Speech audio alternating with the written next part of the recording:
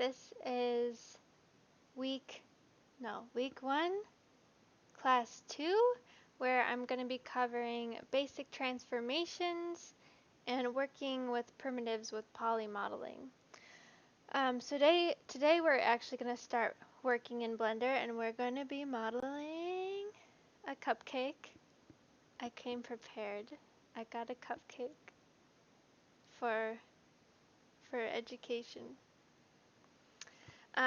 So first off, I want to go over just the basic transformation tools. So let's open up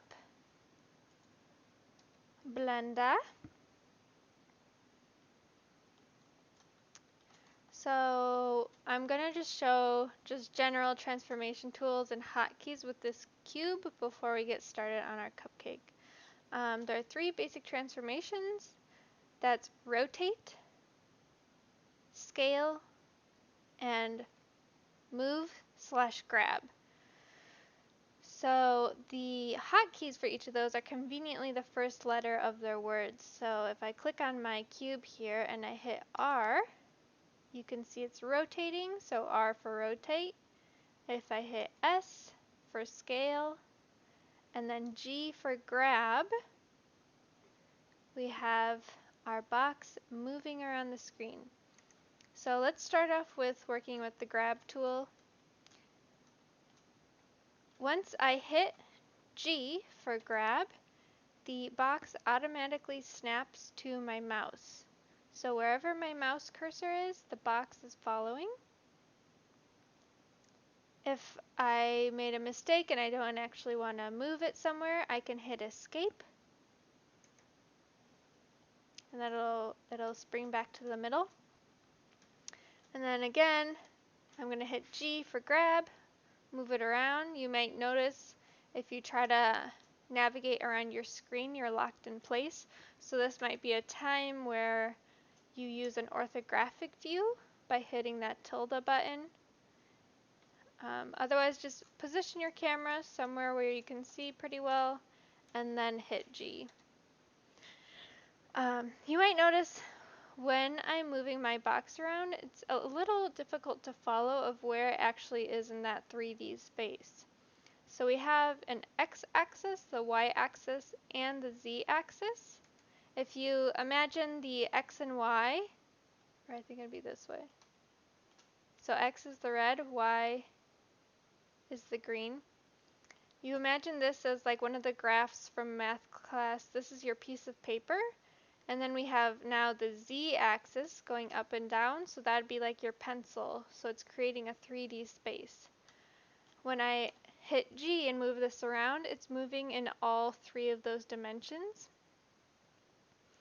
So say I want to like move it somewhere over here. It's a little bit hard for me to control specifically where it is on each of those 3 axes.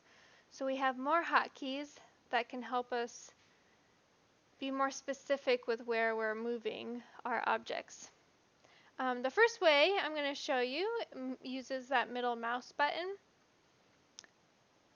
This way is a good option to visualize those 3 axes. So once I have my box following my mouse cursor with G, I can hold in that middle mouse button, and you're going to notice the 3 axes are now showing.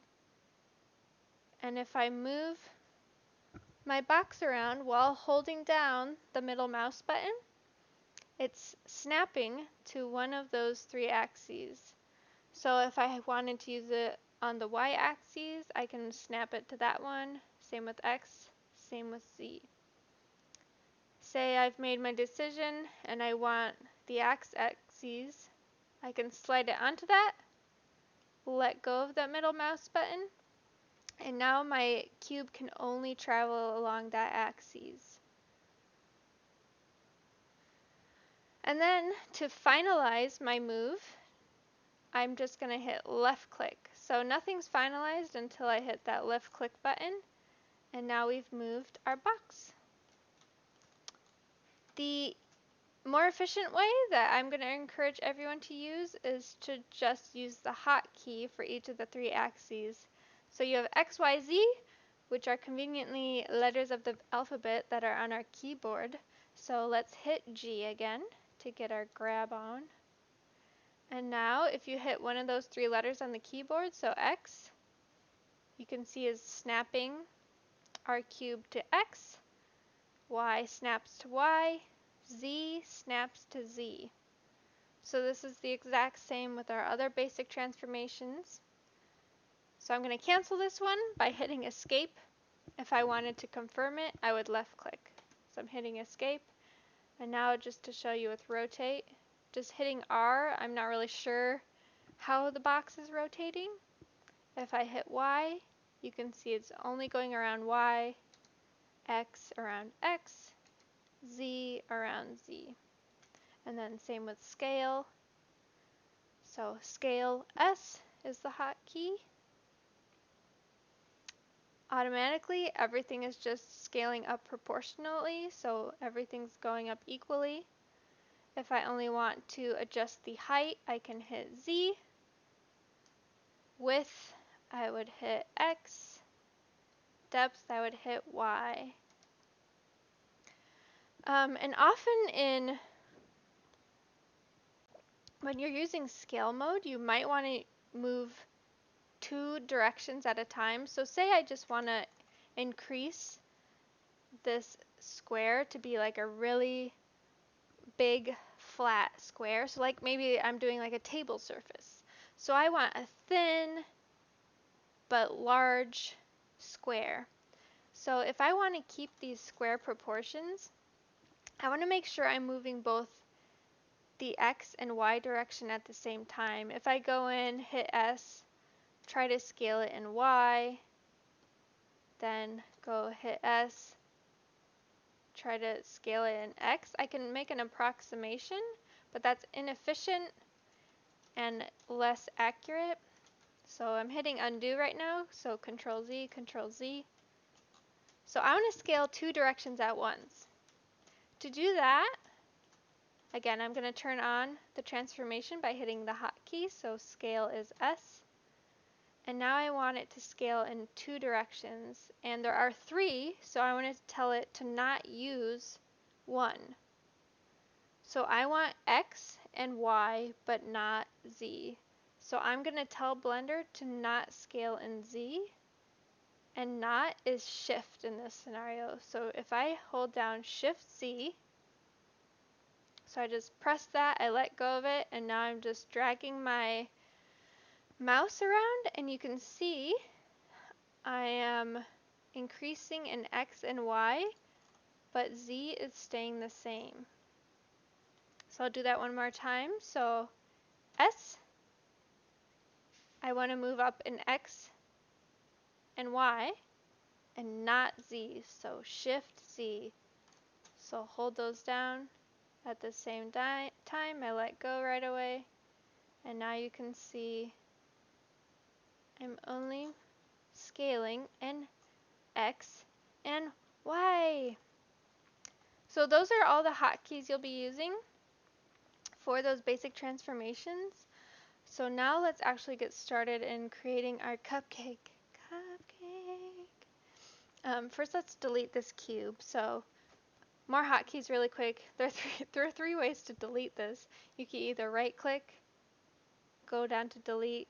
You could hit your delete key on your keyboard, but probably the easiest one to do is your X key. So I know this was the hotkey for locking on to your X axis when we're in a basic transformation, but since we're not in one, it's not like automatically going to that. For now, just because I'm in object mode, I have this selected. If I hit X, it's going to give me a prompted screen, and it'll let me delete my cube.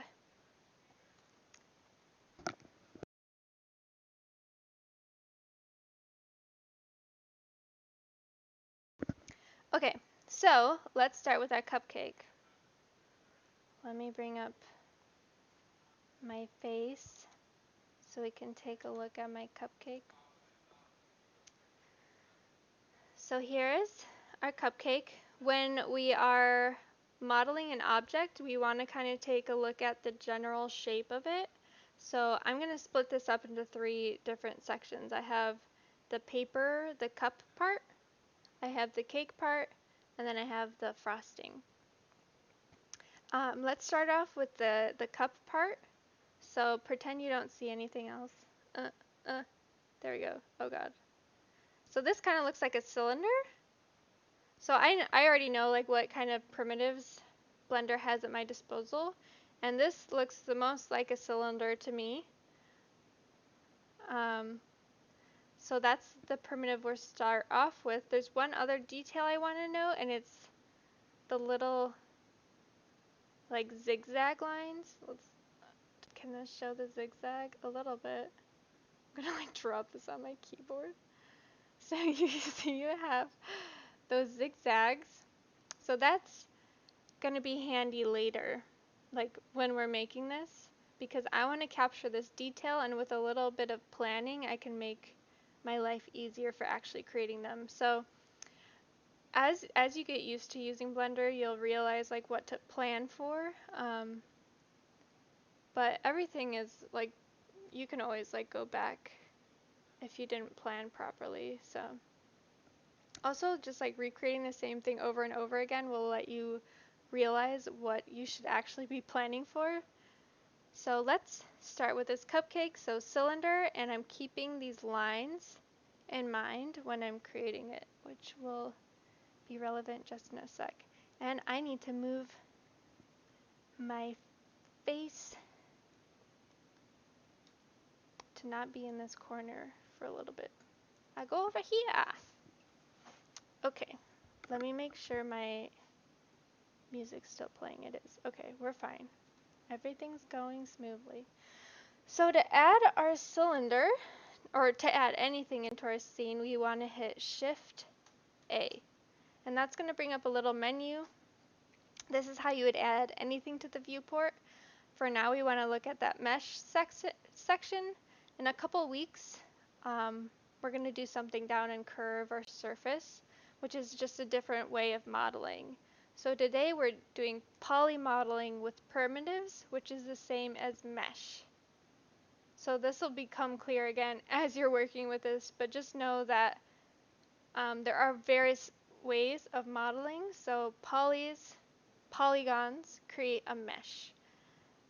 And those are like basically, or just when you use the basic shapes. So here we have our cylinder, and right away when I clicked on cylinder, a little menu popped up in the bottom left hand corner. If you don't have it, that might have meant that you clicked somewhere else in your viewport right away, which is totally fine. We can just create a new cylinder.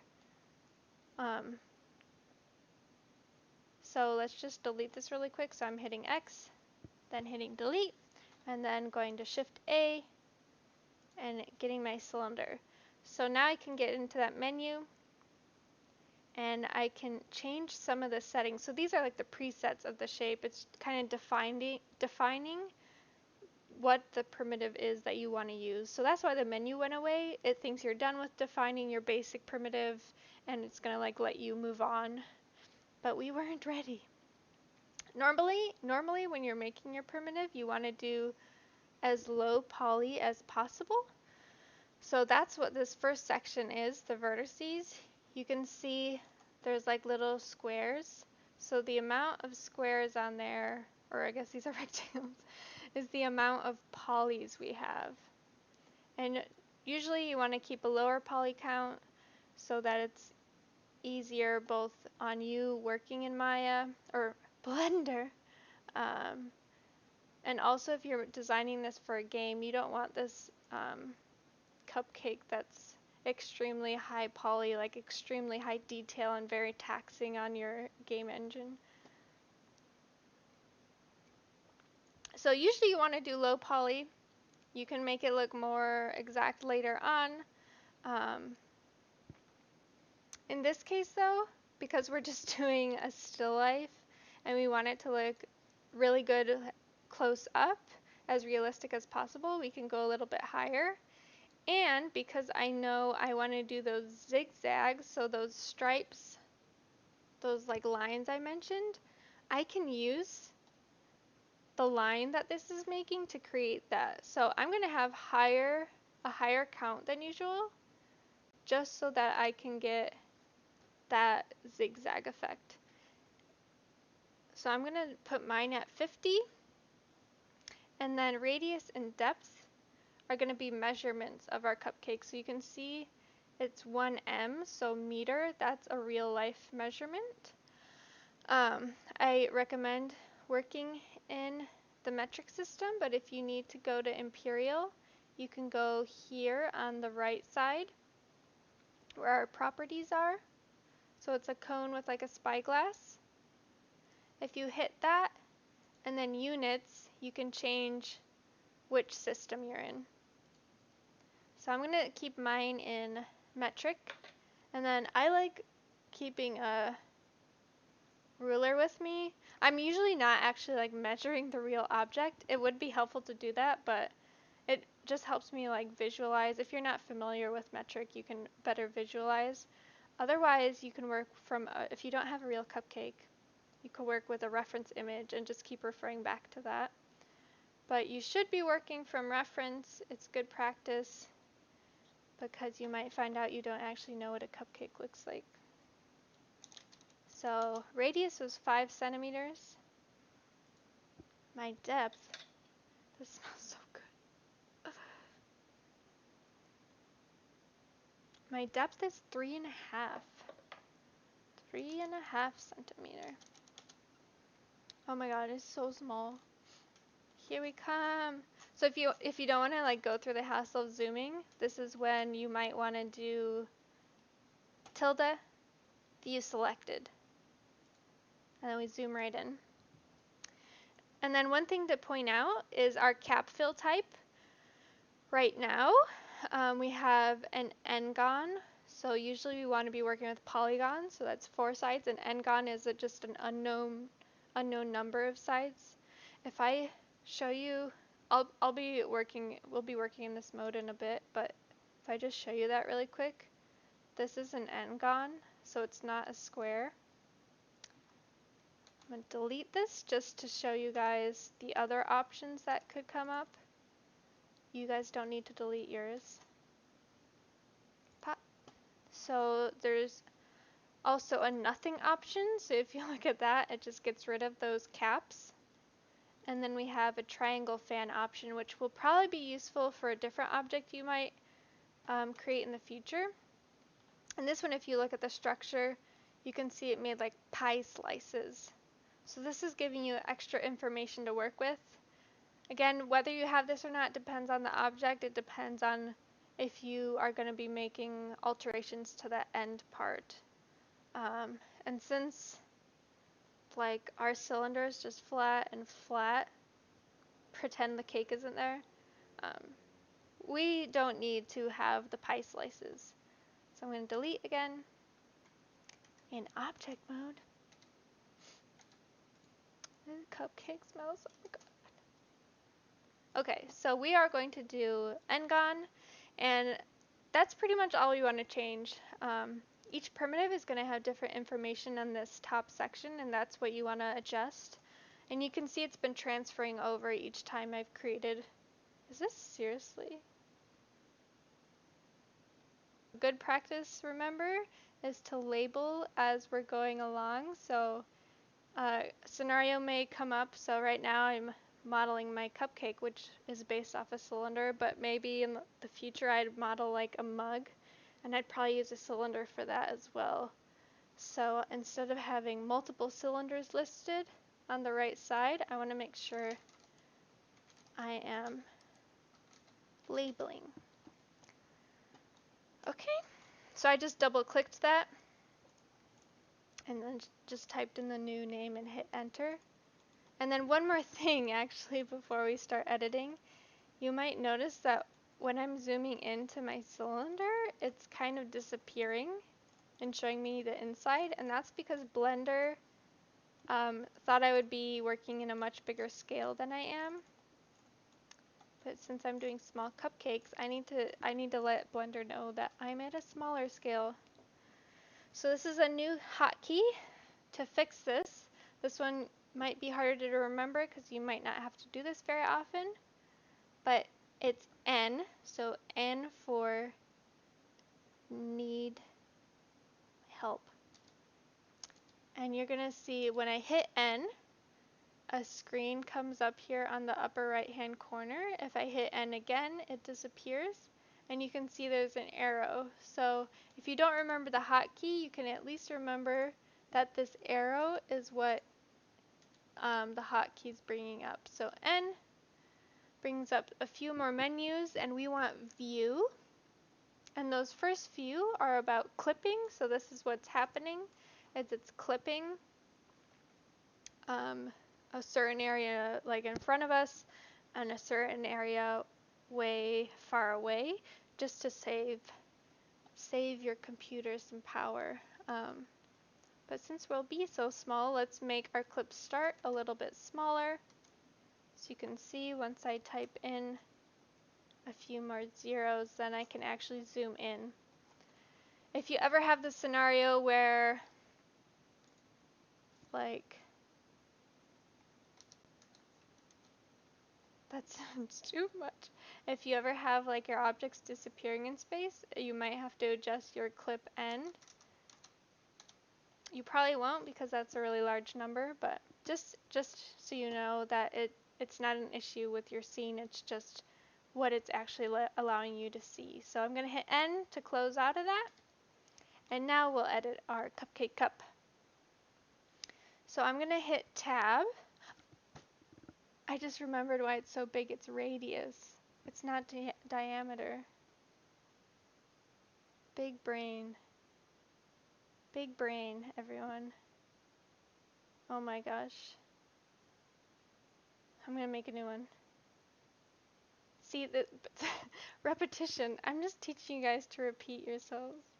So Shift A to add. And I just need to change my radius. Oh my gosh. I don't remember the difference between radius and diameter.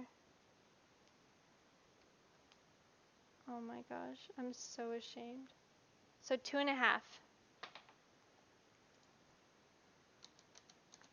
It took me like 3 days to realize this. No, that looks really tall. Let's just leave it as I go to measure my cupcake again. We'll put the other one back at 3.5. Okay, now we're going in. So, label this, relabel this, cupcake cup. And now to change to editing my cupcake, I'm gonna hit Tab. So Tab is toggling between object mode and edit mode. You can see when you tap Tab, a few things change on your screen. So the major change is here in the left. Some options appear. Also up left, you can see it says object mode or edit mode, along with a few more options. And then top right, we have a few options change. So depending on what mode you're in, determines what information you have access to. So just keep that in mind. If you know there should be something on the screen over here, but you don't see it, you might just be in object mode. So hit Tab and pop yourself over in edit mode. So in edit mode, we can actually see the components of our object, which are vertices, edges, and faces. So you can see I'm clicking up here in the upper left-hand corner, and that's allowing me to change between what I'm selecting. And basic transformations work the same on these smaller components as the larger primitive. So if I hit grab with my vertice, I can move my vertice. If I hit an edge and do grab, I can move that edge. And then the same goes with the face. And you can see that face is moving. So that's what we're basically going to be working with to make this cup part for today. And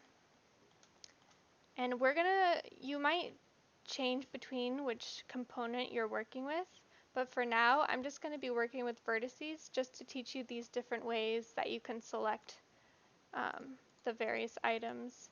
There will be different, like it might be more efficient to work with edges in some of these circumstances, but I just want to show you different ways of clicking. So first things first, we want to make this slant.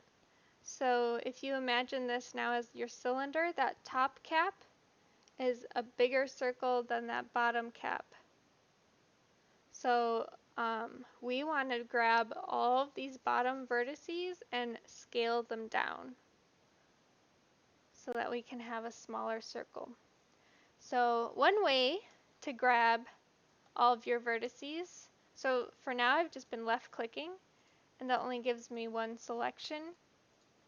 If I want to grab more than one thing, I can hold down left click, drag my mouse, and you can see it's highlighted multiple vertices, but if I toggle my camera a little bit, you can see that the back vertices weren't selected. So that means that I can't select through an object.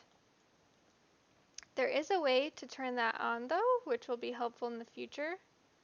So if you're trying to select everything with drag select and you can't make that selection, that means you just have to turn on X-ray mode. So that's in the top right hand corner. So right up here, when you click it, you can see you made like a ghost version of your cylinder. So again, the top right, and now when I drag select, so holding in left click and drag over that area, I can select all of my vertices.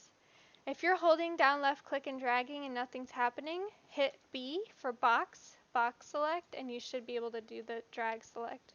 So drag or box select are the same. Once we have that, we can scale them down. So let's hit S for scale. So I'm just going to tell it not to move in Z axis. I just want to make it bigger in X and Y. So again, to do that, you say don't use Z, so Shift Z. And you can see my axes popped up, and then we guesstimate. I'm like, use your reference, but also guesstimation is the key to life. Okay, so that looks pretty good. If you need a better view, again, you can hit tilde and do like front or side view. And then I'm going to turn off my X-ray mode. So I'm just going to go back up to that icon and unhighlight it, unselect it, deselect it. So just left click and it'll deselect. And now we should have the general form of our cupcake. So now we want to actually go in and make this zigzag.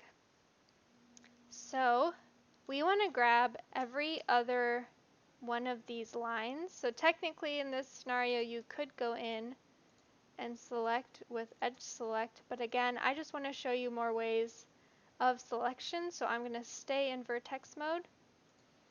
And I want to show you what loop select is. So loop select is a way of selecting vertices along an edge. So if I want to select this whole top row of vertices, I can hold down Alt or Command on Max, so Alt or Command, and then left click on the edge I want to loop select on. So you can see, rather than just selecting like this vertex and this one, it knows that all of these edges are following that same line, so it's selecting all of those vertices and nothing else. So we can do that to grab these edges along the exterior. So again, hold in Alt or Command, and it's going to look along this edge, look past it to see if there's more, and grab any vertex along it. So I want to go around my cupcake and start grabbing these edges every other. To do multiple selections, I'm going to hold down Shift. So in this case, I'm going to hold down Alt, hold down Shift, and then just go around and left click. And then when I run out of room, I let go of Alt and Shift, hold in that middle mouse to rotate, and then hold in Alt and Shift again, left clicking to make my selections, let go, rotate with middle mouse, hold in left Shift and Alt at the same time, and then left click on the edges I need, again let go, rotate, hold in Alt and Shift, and there you have it. If you hadn't planned out to do this every other selection and you have an odd number, that's okay. You can just make a poofier part of your cupcake. That's my solution. Shrug. But really, imperfections are what are gonna make your cupcake look realistic. So you'll just have like a more voluptuous part of your cupcake. So now that we have these selected, I want to move all of those lines in. So they're all like this. This is going to be a horrible, I was going to do a demonstration like that, and that's not going to show you anything. But you want to move them in so it actually makes that zigzag pattern. So we're going to scale again because we want them all to move inward with each other, so to become closer together. So hit S for scale. And you can see when I just move my mouse around without doing any restraints, it makes that spiky bow. So we don't want those to go downward like they are right now. We just want to go along the X and Y axes, so not Z, so Shift Z. So just hit those, and now you can see we're only going along X and Y. And let's make a bump. That's pretty good. And then left click to finalize. And now we have our bumps, our zigzags. Let's see how long this video is. I don't know if I should break this apart into multiple. 35. Okay, we'll keep going. So next, we're gonna do our top part. So the cake part, and we want to make a new object for this. So the top part, we're going to make a totally new object for that. So we want to make sure we're going back to object mode. If I made a new object while I'm in edit mode for my cupcake cup, it's going to try to like use that as the same thing as the cup. So I want to go to object mode, so hit tab, and then we can do Shift A. You can tell if you didn't do this because once you hit the new object, it's not going to appear in your outliner, and that's because it thinks it's part of cupcake cup. And again, we want to look at what we're going to model and kind of look at what it could be made out of. You might see something else than what I see, but I kind of see a smushed half sphere. So I'm going to do a sphere, so Shift A, sphere. And we made a massive sphere, so right off the bat we want to change the radius to be the same. And what that ended up being like 3.5. I wasted so much time on learning what radiuses are. Was it 2.5? 2.5. 2.5 centimeters. And then rings and segments. So you can see these are different from what we had for our for our cylinder. And this is changing like the longitude and latitude lines of our globe. When we have the option to change the edges in two directions, we generally want to make a square pattern out of your polygons, because that's just going to help you out later in your modeling. So I think I'm going to work with rings, and I'm just going to eyeball it to generally get a good form. So again, low poly is fine. We're going to do some alterations later on that will make this look a little bit smoother. So I'm going to leave that at 10 and then increase this a little bit just to try to get some squares. So this is pretty good. 19, 10, and then 25 centimeters. And once I have that, I'm going to go in and label it to be cupcake cake. And first things first, I want to pop up this half sphere to lay on top of the cup. So I want to go into a side view so I can line it up better. So I'm going to go into front, and then let's move this sphere, so G for grab, and I want to just move it up and downwards, so along the Z axis. And then I'm just going to eyeball this and left click to finalize so that that center line is resting on top of our cup. And now we don't need the bottom half of the sphere, so we're going to delete that. But we have to open up our edit mode first, so that was hitting tab.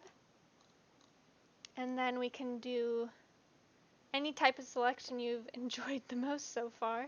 I'm going to do the drag select or box select. So if you're dragging and selecting and it's not working, so this, you can see I actually have a different mode of selection right now. But I'm trying to drag and select and it's not working, so if I hit B, I can make my drag select come up. But remember, we can't select through the object, so we have to turn on X-ray mode. And then I'm going to grab those bottom vertices that I don't need. Hit X. I did not hit X. I hit V. So hit X. This time delete is prompting you with like a menu of what you want to delete. So I'm just deleting vertices, so delete vertices, and it should delete everything. So turning my X-ray mode back off, and now you can see you have like this little half a golf ball. If I look at this in object mode, you can see it still looks a little bit chunky. And the easiest way to fix this first is just to change the way that this is shaded. So right now it's shaded kind of like, it looks like those planar faces you may have drawn in figure drawing. But we want it to be smooth. So in my object mode, I can just right click this, and those very top settings are how it's shading, and we want it to be smooth. This is flat right now, we want smooth. So now you can see that's a little bit better. But you might notice that it didn't fix that edge sharpness. So to fix that, we're going to do a transformation that isn't one of the basic ones. So this is a whole new world. And that's going to be with that wrench on the right. Let me make sure my face isn't blocking. We go up here. So select our cupcake cake, grab onto that wrench, and this is your modifiers screen. So if you click add modifier, you can see these are all modifiers. These are effects that are gonna like change your whole primitive. It's gonna have a general effect on the entire thing. The one we're gonna work with right now is subdivision surface. And if you click this and take note of this yellow line, so click that and you can see it smoothed out a little bit. And you can see now we have this little menu, that we can hit the X button on. So I can undo this at any time. These are non-destructive changes. So that means we can change them at any time. We can get rid of them at any time. It's not like a no going back scenario like setting those preliminary settings when we first created the primitive. So when we made the radius, etc. The settings in this that we want to look at are these subdivisions. So we have a render and a viewport setting. The render is going to have more because for your final render you want it to be as crisp as possible. But for working in the viewport, you don't need it as refined. You just need to be able to work and visualize what you're making. I'm just going to click viewport up one just so you can see what the render is going to look like. So you can see by just doing 2 subdivisions, it makes a nice smooth circle. So this is fine. We're going to work with 1 subdivision and have our render at 2.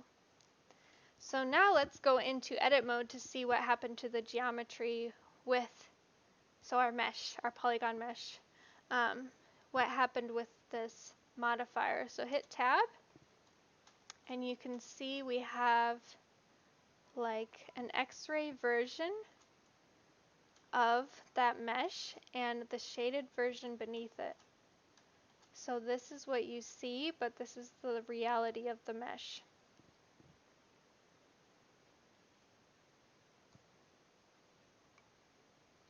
You might also notice that, like if you zoom in, there's like a point where these vertices are, and then a point between them. So it's basically doubling, like cutting each of these into quarters and adding some more vertices to work with, without actually adding more vertices.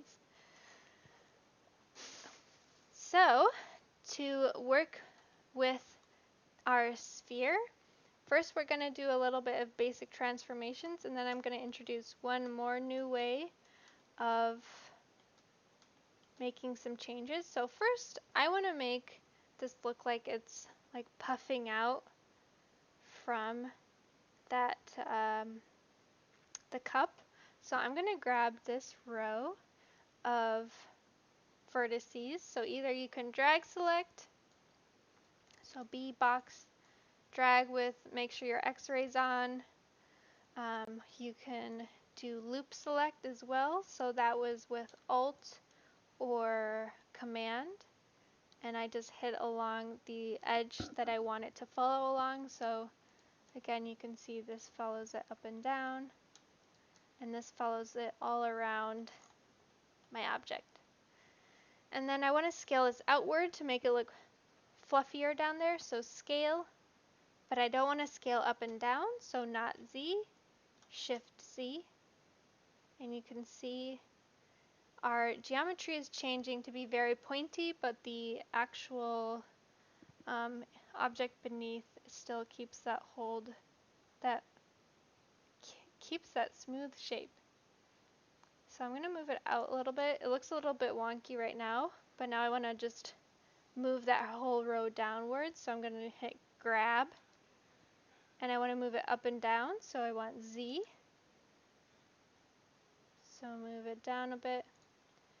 And now we have it doing that little bubble a bit. It still looks a little tall though.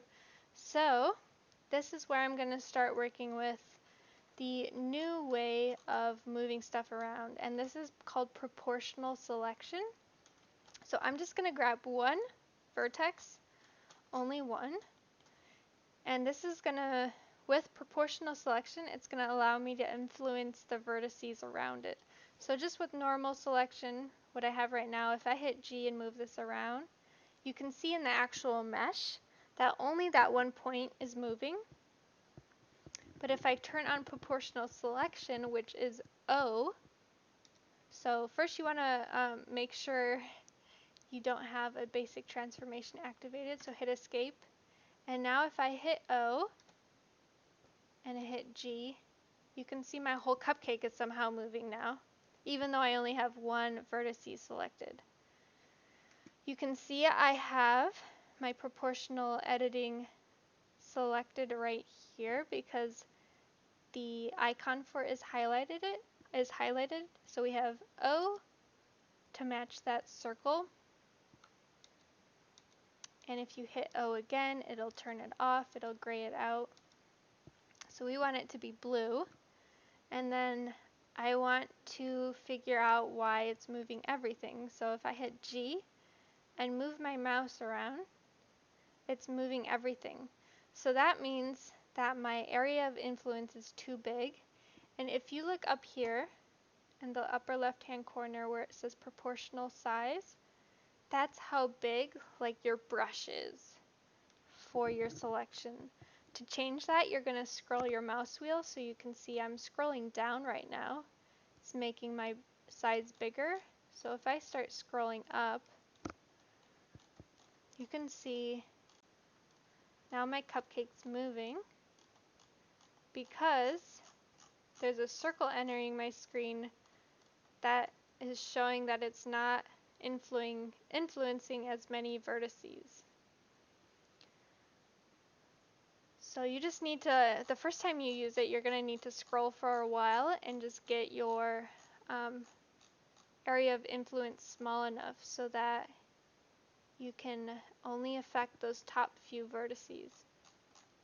If the blue light is on and only the selected vertex is moving, that means your size is too small. If you have, why isn't it working now? What have I done?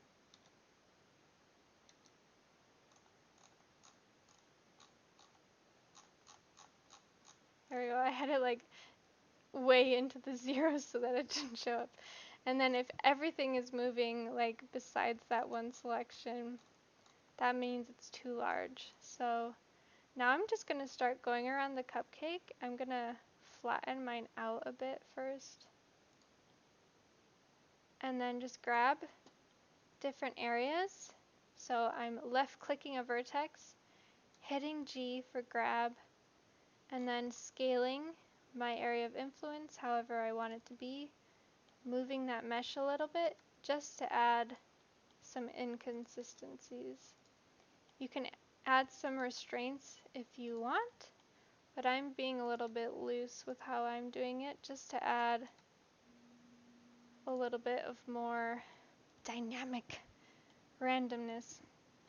There is one other option of note for soft selection, and that's how the other vertices are being affected. So those options are just to the right of the proportional selection icon, and you can see it's like a little graph, sine cosine graph. Right now we have smooth. We do have other options. You could play around, see what they do. So if I hit random,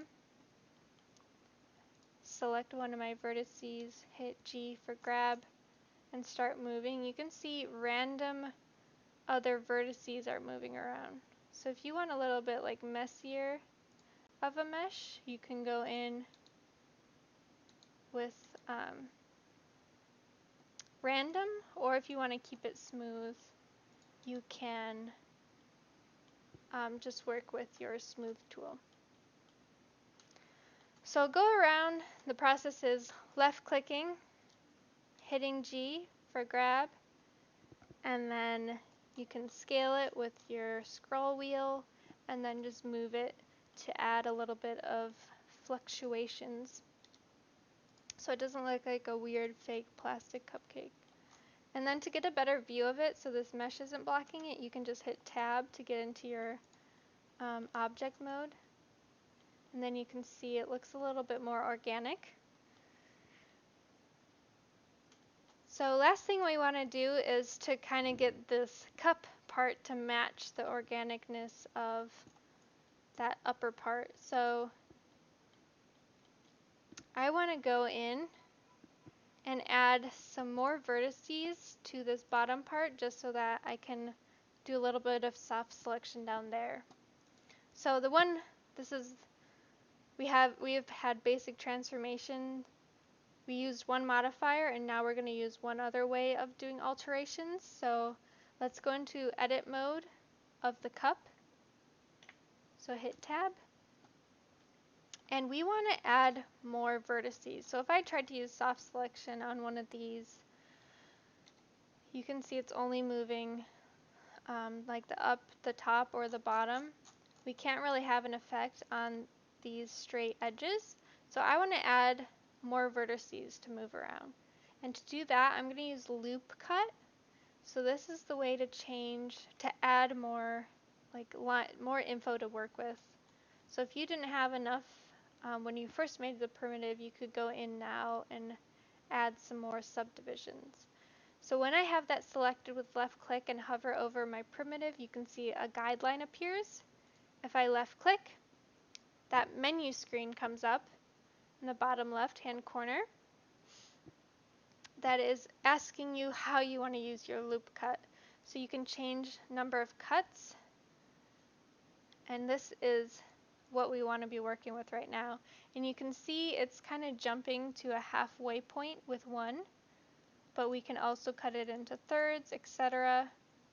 In this scenario, I just want to add a lot because I know it doesn't really matter for this project if I have too high of polys.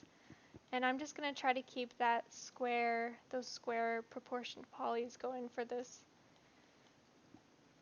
So I have my cut done. Let's go to our selection. And now I can go into my mesh, left click, hit G, change my area of influence, and I can start like wobbling my edge around. So that's all for today's lesson.